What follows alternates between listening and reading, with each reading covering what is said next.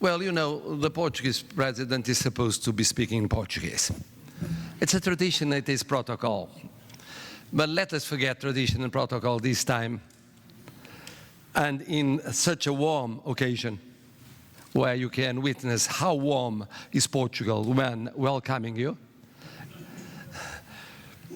I'll be using English. And in a beautiful ambiance that was explained to you. This building, for me, is also a very special building. Whenever I come to this building, I recall the fact that my father studied here and took his degree in medicine here a long, long time ago. I was just born by then. It was about 68 years ago when he took his degree. But I would just add 3 very short words, because most of the important messages have been already given to you. And you'll be also having the opportunity, unique opportunity, of a very interesting lecture on the subject of doctors and opera, and also music, showing you how art, science, and history are different expressions of the same humanistic spirit. First word, to congratulate President Carlos Viesca Treviño, and especially my good friend, President Germán Sousa, for this 46th Congress of the International Society for the History of Medicine. You chose the right man to chair the Congress, someone that has studied and published on history of medicine subjects. You have chosen also the right country. Be welcome to Portugal, because we are an example of peace, of dialogue, of inclusion, a platform among cultures, civilizations, oceans, and continents. As the fact of being Portuguese, both the Secretary General of the United Nations and the Director General of International Organization for Migrations shows.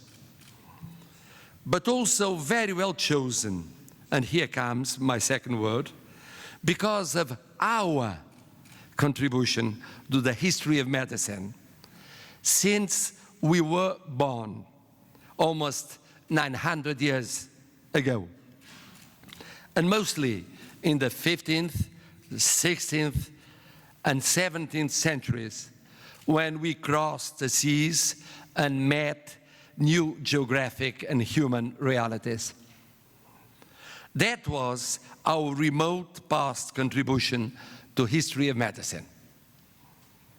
You know the names, you should know them, and a few of them are always mentioned in this kind of ceremonies.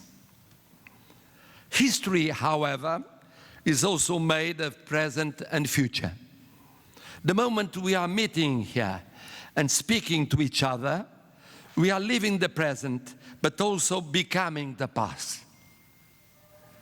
At a speed that is turning dangerous, as irrationality, emotion, image, simple speech, I would say basic speech sometimes, is replacing thought, reflection, and substance. Anyway, let us forget this time and the anguishes of today's world events and come back to the present and the future that are starting to belong to history. Once again, Portugal is a well-chosen country for your Congress. We have excellent medical schools like this one, wonderful and very competent research centers, foundations, and an impressive net of remarkable scientists all over the world that are building a prestigious present and prepare a much better future. Thus, making history, as the names of João Lobo Antunes, António Arnaud, António Lobo Antunes, Manuel Sobrinho Simões, António Damasio, you might know. And this is my third word. In Portugal, as elsewhere, history being made is a constant and stimulating need for your next researches and studies.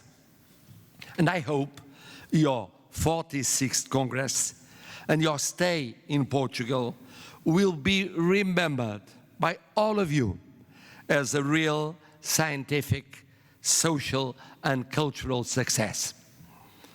I spoke of culture. It is time to learn with Professor Antero Palma Carlos about medical doctors and opera, and listen to young singer Hélia Castro. History of medicine without music is unthinkable. As a law professor, very often I think to myself, why isn't it the same with the history of law? Perhaps medicine, like history, is much more of an art than of a single science. And you, dear experts on history of how to take care of bodies and souls, you are artists that give us a new inspiring meaning, because you are giving every day an inspiring meaning to our lives. Thank you very much for your presence.